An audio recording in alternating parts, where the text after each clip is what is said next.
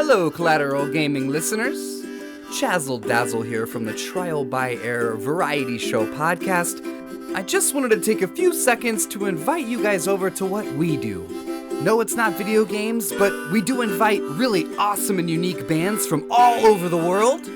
We dig deep into their souls and find really cool stories to tell you, and there's tons of music every week, so subscribe to us wherever you subscribe to your podcast. We look forward to having you. I'm Ashley Chancellor, and this is Collateral Gaming.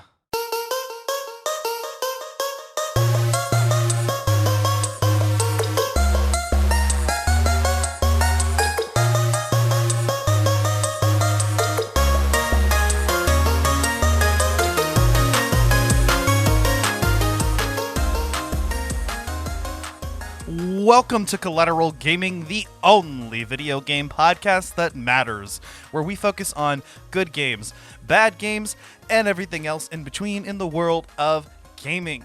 I am recording straight from somewhere in South Texas, and yes, my friends, this is a 420 friendly podcast. So, whatever you have, smoke it if you've got it, my friends.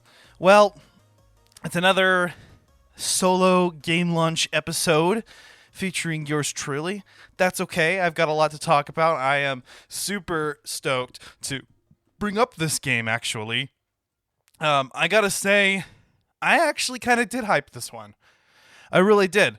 I'm hearing a lot of people saying that it actually surpassed their expectations and they were expecting far less. I don't know why, but I was actually expecting this to be good from the beginning. And of course, I'm talking about Pokemon Legends Arceus. And yes, it is Arceus, not Arceus. I don't care what they decided, how they decided to pronounce it in the anime or anywhere else. Go back to the original Japanese. The name is Arceus. So, suck it. It's supposed to be pronounced Arceus. Anywho, this is the most recent Pokemon game to come out. It is a spin-off of the core series, I believe. It actually takes place in the region that would become known as Sinnoh, but in Pokemon Legends Arceus, it is called Hisui. And in many ways, this is kind of the modern Pokemon game we needed. I mean, when it was first teased, it seemed like it was open world, and it's not quite open world, but it's a huge step in that direction, and it actually feels like a full-fledged 3D console Pokemon game for the first time ever. I mean, it's insane. I mean, we've been... And I know that with the Pokemon games, you tend to try to follow the formula that's worked, and so the main series games are always going to be this like they are, but this just feels like a logical evolution, you know, no longer bound by the constraints of the turn-based battle system before, and yet it still is a turn-based battle system. There's just, you know, it really is a natural evolution of it. So I gotta say, I am completely impressed with Pokemon Legends Arceus. I think it actually did meet my expectations. And I'm actually really happy to say that. I honestly thought it was great. I mean, I loved exploring the Hisui region. Now, I'm not very familiar with the Pokemon games. In fact, this is the first one we've done on the podcast, and I haven't actually played that much Pokemon growing up. But that's my confession here. I didn't play Pokemon growing up. I wish I had. I see what I've been missing now, and, you know, since then I've sort of tried to pick up the games. I had Pokemon Yellow back when I was in middle school. I think that's the only one I got relatively far in. And then my save data got corrupted, and I had to start over, and I never got back on it.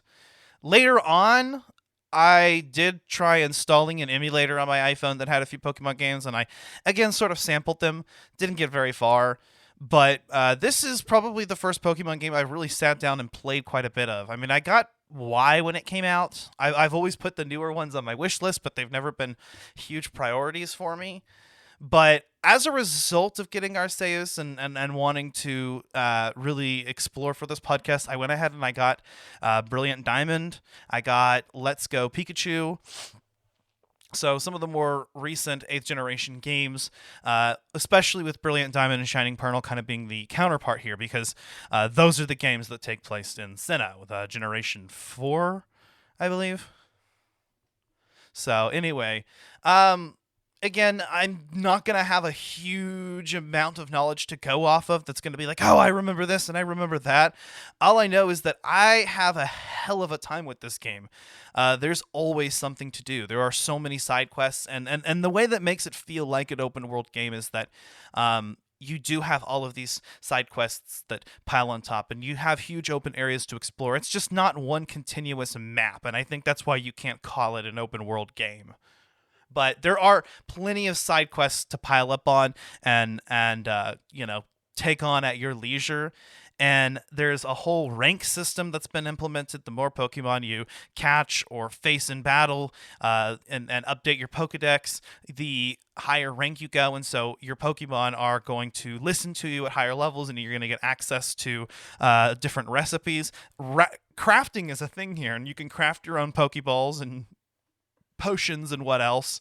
And there are also many other items such as berries that you can use and throw at enemies or Pokemon to lure them. One thing that's cool is that you can battle wild Pokemon, unlike the Let's Go or the Go games, but you can also just catch them and not have to face them in battle if you sneak up on them, and hide in tall grass. Instead of random encounters, you're gonna see Pokemon out in the world. So again, that's gonna be kind of like the Let's Go games and Pokemon Go, and the fact that you can just throw a Pokeball without having to battle it or go into battle mode, but it also does sort of it's a healthy meeting ground between the two, I feel like. There are also trainer battles throughout the especially the main quest. You're going to be facing trainers quite a bit, and there are even boss battles in terms of instead of having, for instance, gym leaders. Instead, it tends to be that there is kind of this Pokemon Lord or some kind of legendary Pokemon creature within each area that you go to. And so you end up having to usually face those Pokemon, whether that means battling them, or in the case of the frenzied Lord or legendary Pokemon, you actually have to... it's a mix of throwing bombs at them to calm them down and battling them whenever you get a chance to. Battling works by throwing a Pokeball with your Pokemon in it, and then the ball opens and the Pokemon comes out. It's really nice. So whatever you're doing, everything that you do in the game revolves around throwing Pokeballs and other items. It's just whether you're throwing an empty Pokeball or you're throwing a Pokeball with a Pokemon in it to battle another Pokemon or to collect items from like trees and ores and whatnot. And it's just a lot of fun. I had a blast going around the world and just finding new Pokemon and fighting them and completing them. Every Pokemon has a series of checklists to perform, and so there's a certain number of times that you need to catch that Pokemon. So in like the core series, I would say I pretty much just catch one of each kind, and then I wasn't really going to catch anymore. This game, like the Go games, is going to kind of encourage you to catch more of one type of Pokemon, and then you can later release them and sort of get a reward back and clear up your pastures. But by catching Pokemon a certain number of times, you research more into the Pokemon. And because we're looking at this backwards time in history, where the Pokédex is just sort of being evolved, and Pokemon are not well known. People are mostly scared of them and don't like to approach them, and so research into Pokemon is quite it's in its very elementary phases. So what you're actually doing is you're collecting research data for Pokemon in the Pokédex by battling them multiple times, by catching multiple of them.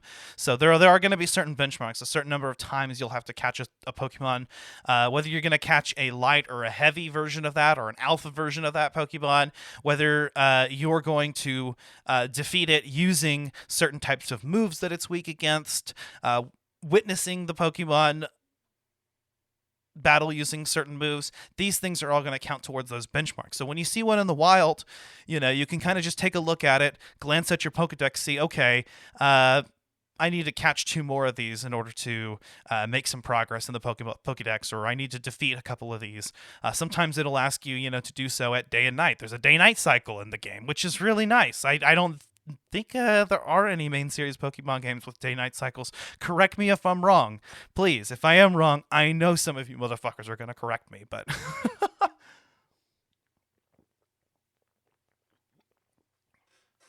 Sorry, had to take a drink of a beer there, and I don't think I'm editing this episode, so fuck it. But either way, there's a lot to do, and every time you come across a wild Pokemon, it's just kind of this game. And some Pokemon are going to be extremely aggressive and fight you, and so you've got no choice but to battle them or throw an item at them to make them go away. Or some Pokemon you're going to need to catch stealthily, and you're not going to be able to battle it even because it'll try to run away from you. So things like smoke bombs and trying to catch the Pokemon unaware and stunning it is going to help you achieve that goal. So that's what I really enjoy about it. The battle system, the catching system in this game is that you're rewarded for defeating a Pokemon multiple times, more so than just leveling up your Pokemon.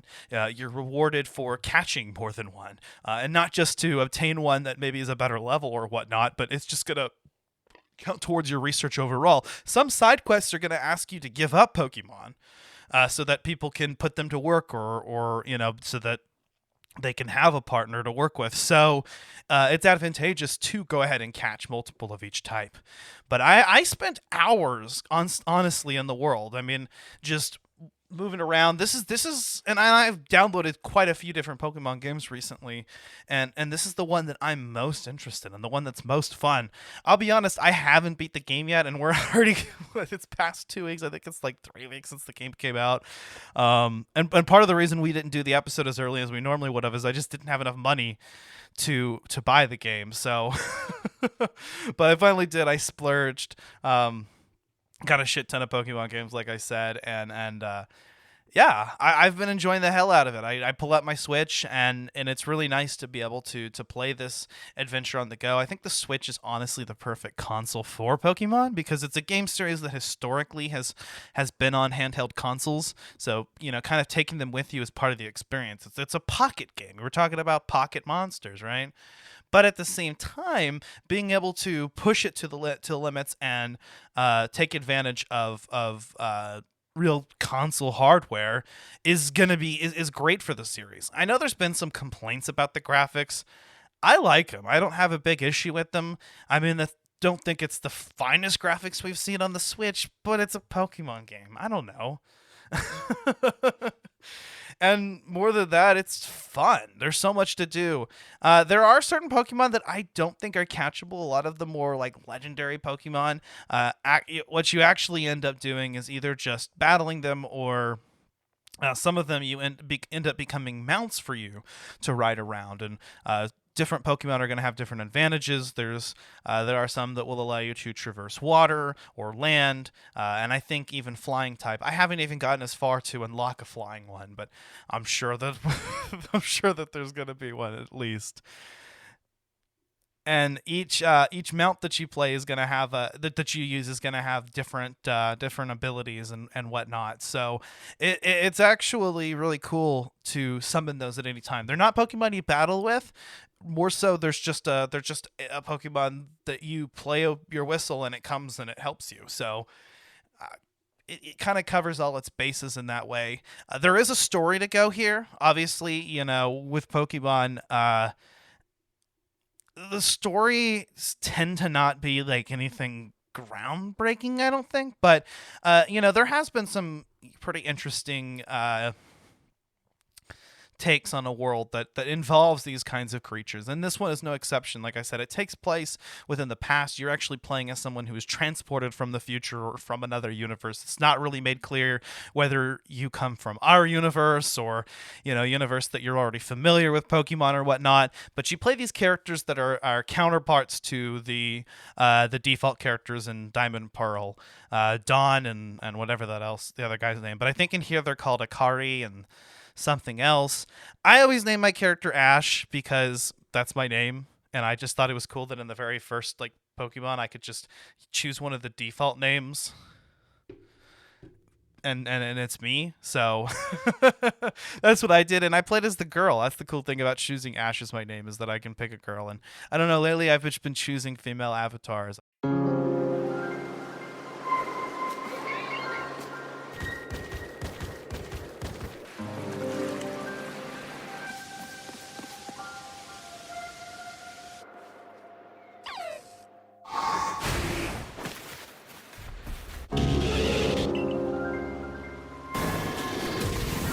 Long ago, humans and Pokémon had not yet learned to coexist.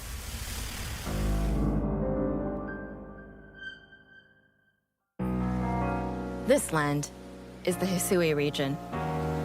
It will come to be known as the Sinnoh region. And at this time, the ecology of its wild Pokémon remains unknown. Therefore, many people still fear Pokémon. And such people live together in Jubilife Village, where this story begins.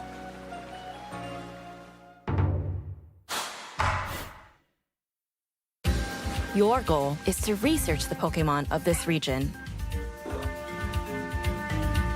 As a member of the Galaxy Expedition Team, an organization dedicated to studying this land, you will strive to complete the first Pokédex in the region.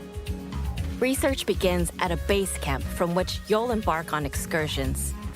You can catch wild Pokémon with Pokéballs.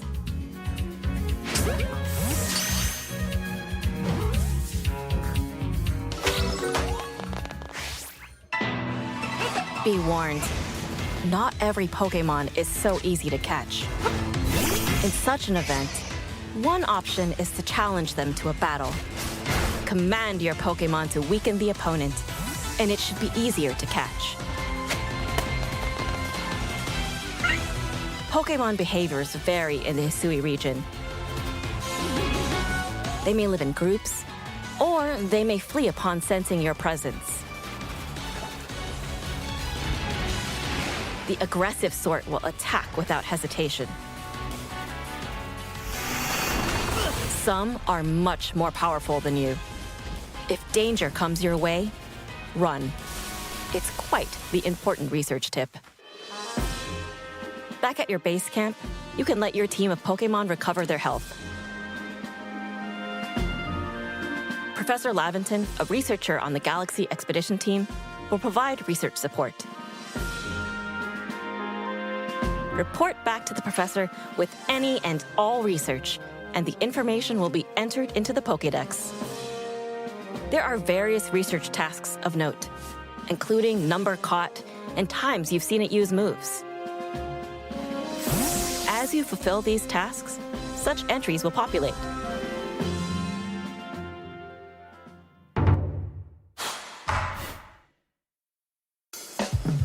The central hub for your research is Jubilife Village. It's a great place to prepare for excursions. Visit the general store where you can purchase items with in-game currency. Or head to the craftworks to craft using the materials you've gathered. The Pokémon you've caught can be left at pastures. The clothier and hairdresser let you customize your clothing and your hairstyle as well. When you feel like it, head to the photography studio to take pictures with your Pokémon. Jubilife Village is also home to the headquarters of the Galaxy Expedition Team. Alongside Commander Komodo and Captain Silene, you will carry out Pokémon research and survey missions. In doing so, you will grow as a team member and eventually explore new areas of the region.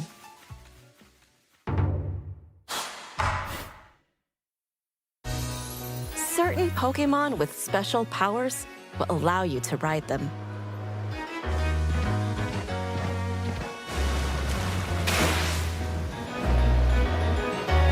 With the aid of your Pokémon, your research will take you to greater areas of the region. Eventually, you will come to learn about noble Pokémon respected by the people of Hisui. Frenzied by a mysterious power, these Pokémon will stand up against you. For just such an occasion, special balms have been created to calm them. Dodge powerful attacks and create opportunities to challenge it to Pokémon battles. Quell the noble Pokémon through various methods.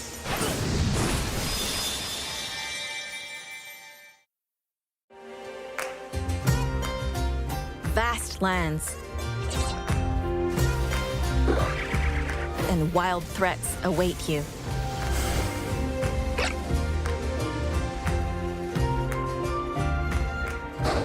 And what is the mythical Pokémon Arceus?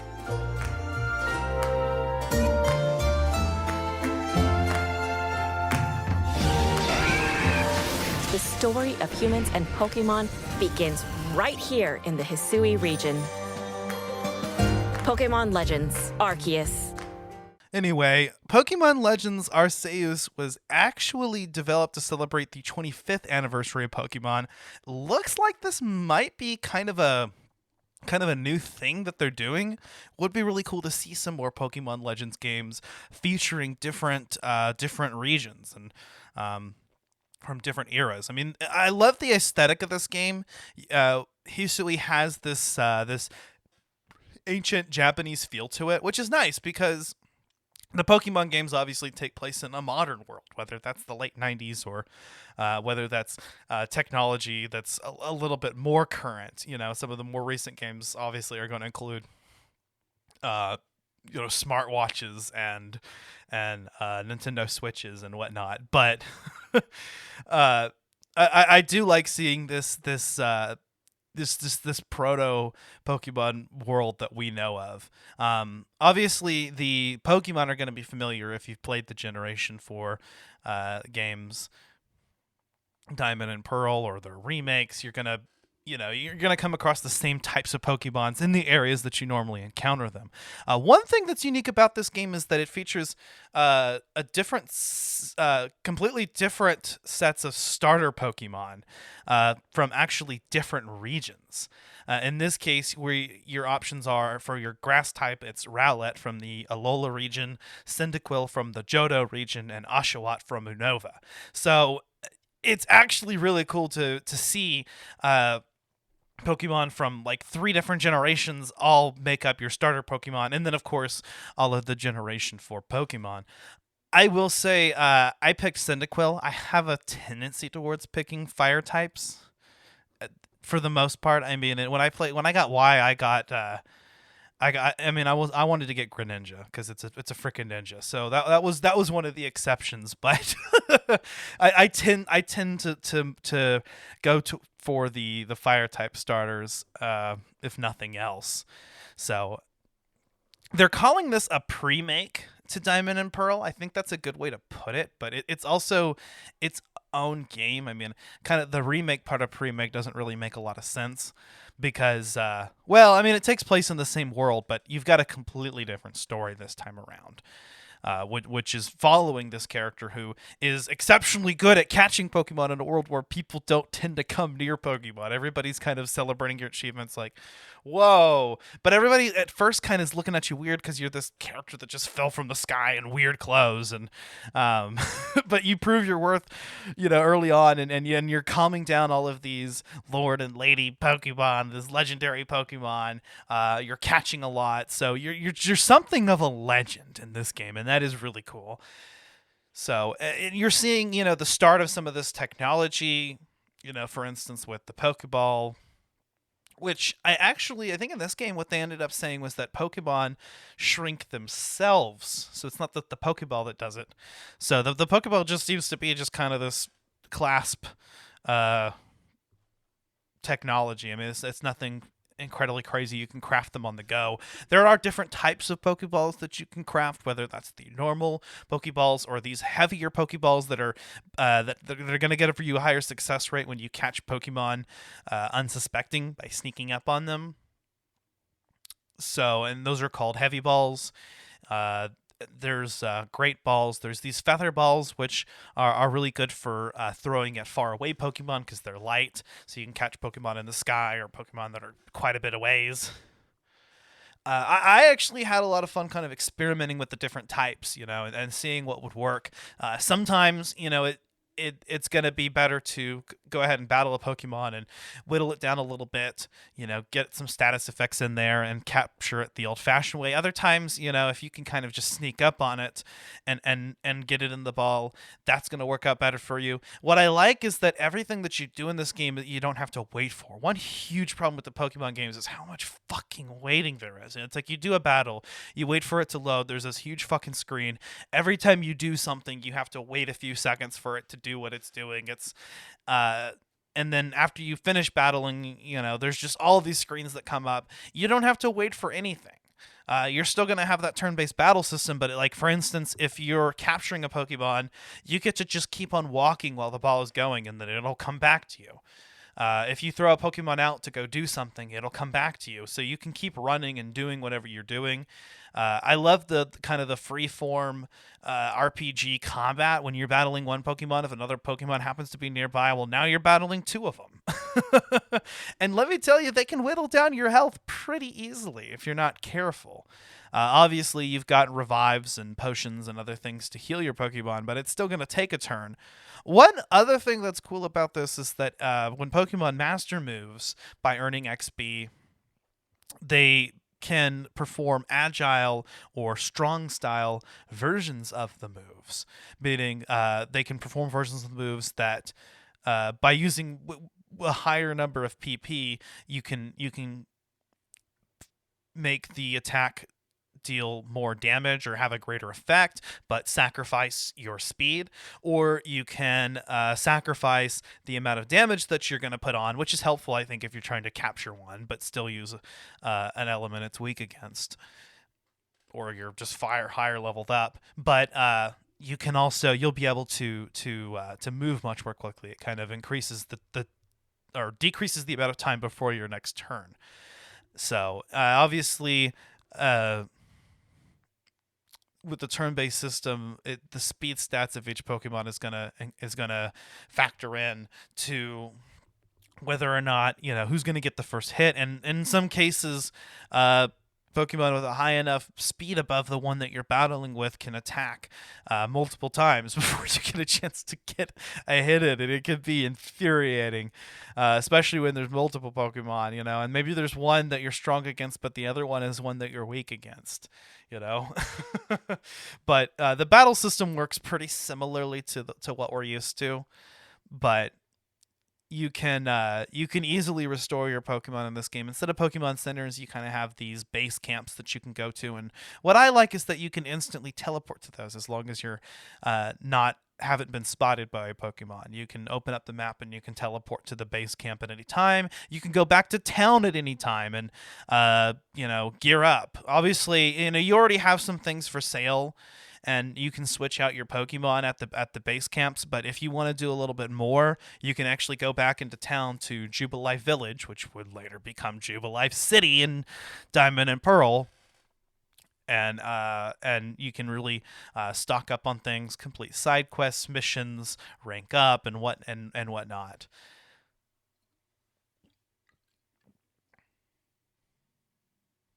So, as I understand, this game has actually been pretty well critically acclaimed. A lot of people are calling it one of the best Pokemon games that's ever come out. And it is quite a bit of a departure from the series gameplay, but I think that people were kind of looking for something new. And I'm not saying let's change the mainline series games. Of course not. We can have Pokemon the way that we want it. But I'm happy to see Game Freak actually kind of branch out and do something a little bit different here, and include a game that like I said, it's the modern Pokemon game I think we've deserved for a while now. Does it seem really similar to Breath of the Wild? Yeah, but isn't everything kind of taking the Breath of the Wild route lately? I'm just saying that's not a bad thing.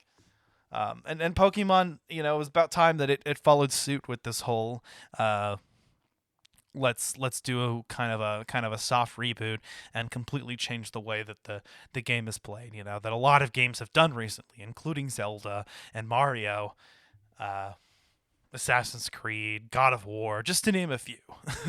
During that, like 2017 to 2018 era. Pokemon's a little late to the party, but I think this game was in development. So, and it kind of adds something new. I think I called it a spinoff earlier, but I believe this is actually considered a mainline game. So this is actually going to be maybe something that we'll see in the foreseeable future as we have the release pattern. If we're following the release pattern the way that that it is currently going, the next game we're gonna get should be a Generation 2 Let's Go game, which would be really cool to see. Because the Let's Go games kind of seem to take place on a different timeline and they feature gameplay that's quite a bit different. Let's Go Pikachu and Let's Go Eevee were remakes basically of Pokemon Yellow. They were inspired by that one. So it would be cool to see a Generation 2 game that was based on Pokemon Crystal, I believe. That's Gold, Silver, and Crystal. It's so weird because you think it'd be Platinum, and you think Platinum would be Crystal, but they didn't do it that way. Because if Diamond, Pearl, and Crystal kind of makes more sense than Diamond, Pearl, and Platinum, right? Gold, Silver, and Platinum makes more sense than Gold, Silver, and Crystal. Just my point of view. Just throwing that out there, but that should be the next Pokemon game I think we're getting is a Let's Go style remake of Generation 2. Could be Let's Go 2 or Let's Go whatever Pokemon they decide to use as the starters this time that are Generation 2 Pokemon, other than the ones that I guess that you really do start off with, and include some of the things that were special to Crystal, I suppose. But that would be cool. And then after that, Black and White remakes. Are they going to also remake Black and White too? Who knows? That would actually be pretty cool. I think that's next after the Let's Go, or is the main series game coming before that? I don't know. By some point, we'll also have a new main series game, and with Sword and Shield, I think being games that were not developed originally for Switch, but were developed initially for 3DS and ported to Switch. Don't quote me on that. I think I just heard that somewhere. It would be nice to see what a Pokemon core series game is going to look like on the Switch, but that's what I feel like this game kind of is. It's really taking full advantage of it. And I don't know if the next core series game doesn't start making some huge improvements to the franchise without the huge departures in gameplay. I don't know if it's really gonna hold up to Arceus. I think a lot of people were just completely impressed by this and surprised by how good this is. So I do like that the team that you're a part of is called Team Galaxy or something. Are they supposed to become Team Galactic? Do they become the bad guys later?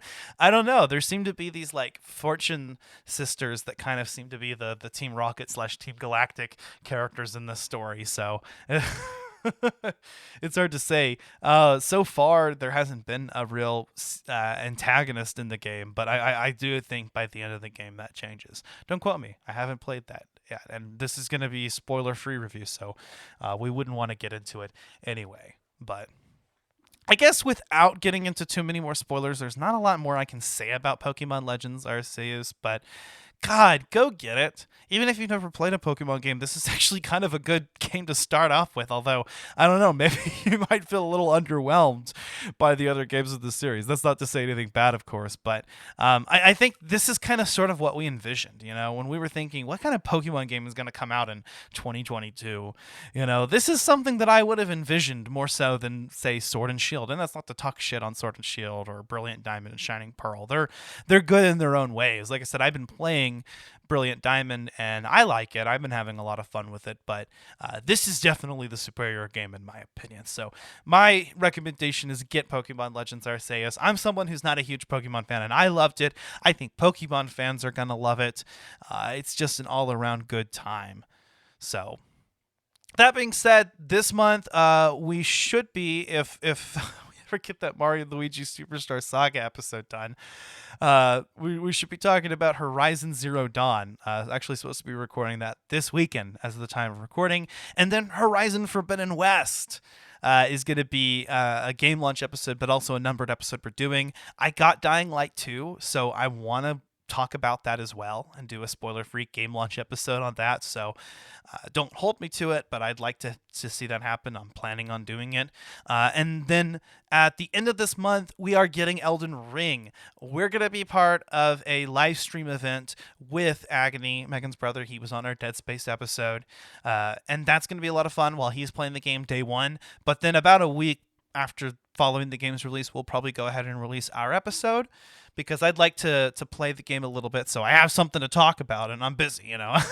We've got lives, but I'm really excited about Elden Ring. So expect our episode on that at the beginning of March. Stay tuned for the live stream event on the day that the game comes out, which is... Let me look it up. It's at the end of this month, end of February. Elden Ring, February 25th. Okay, that's the plan.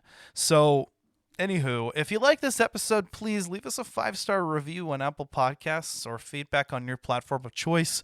I think we decided that as of now, we're not gonna delist on Spotify, but it was a consideration considering everything that was going on. But at least while we're there, I know Spotify has a rating system, so leave us a rating on there. And if you don't want to see us leave Spotify and you support us being on that platform, then I suppose let us know. I mean, obviously, far be it from us to want to lose a lot of our download base, but sometimes you got to make a statement, right?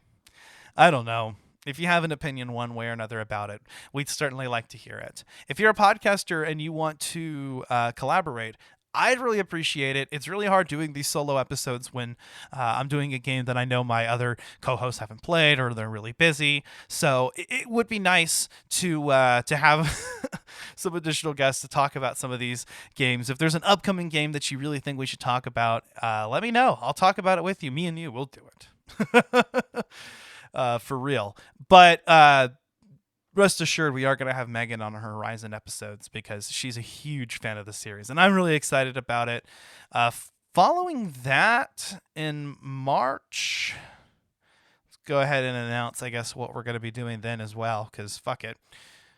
I think after that, it's Hellblade: Senua's Sacrifice, which is going to be interesting because they just announced the sequel to it. And I looked at the trailer for that. It looks really dope. I'm excited about it. And then April is our 420 month. We've got things planned for that.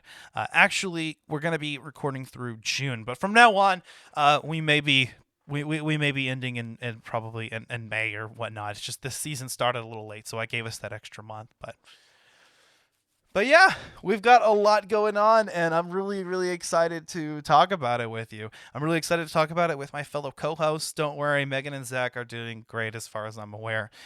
Just a little swamped with everything that's been going on. And if, guys, you're listening to this, I love you guys. Really going to be happy to record with you again on our upcoming episodes.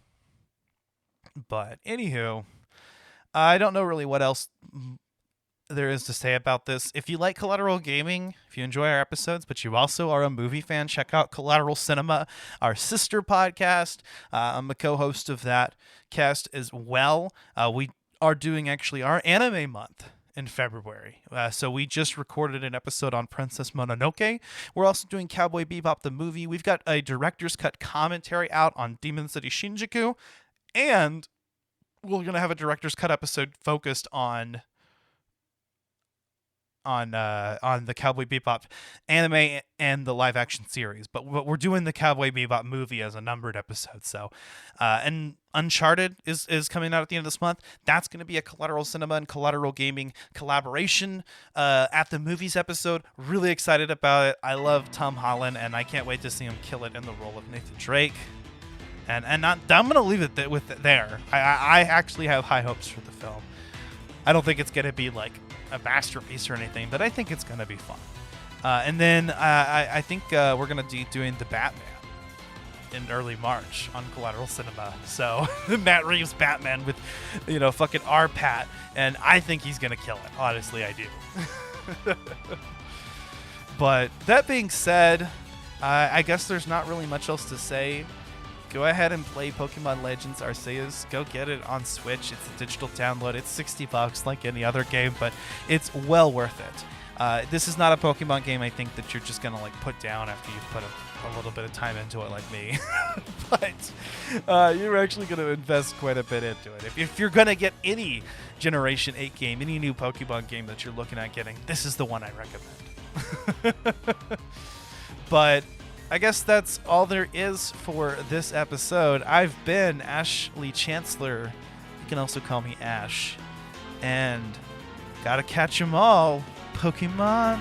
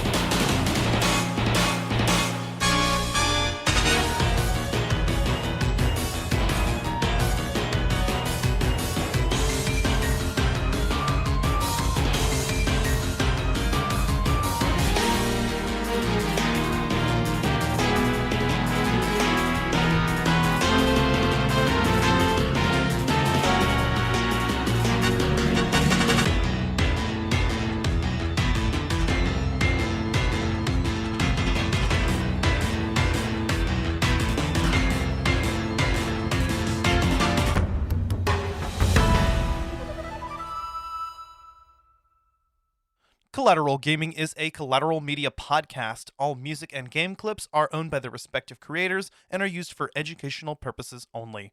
Please don't sue us. We're poor.